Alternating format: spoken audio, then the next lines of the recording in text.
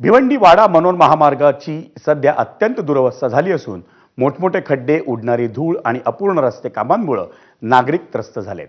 या मार्गावरून प्रवास करताना वाहन चालक आणि प्रवाशांना जीव मुठीत धरून प्रवास करावा लागतोय आणि सार्वजनिक बांधकाम विभागाच्या कामकाजावर म्हणूनच प्रश्नचिन्ह उपस्थित होते।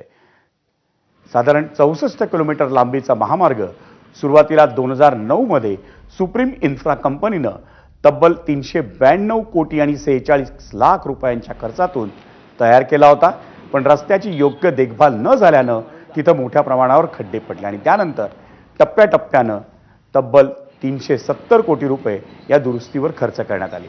तरीही रस्त्याची अवस्था अजूनही सुधारलेली नाही।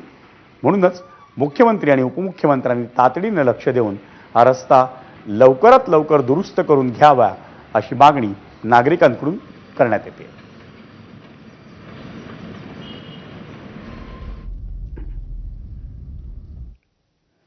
मुंबईतल्या पश्चिम द्रुतगती महामार्गावर कांदिवली साईधाम मंदिराजवळून भरधाव वेगाने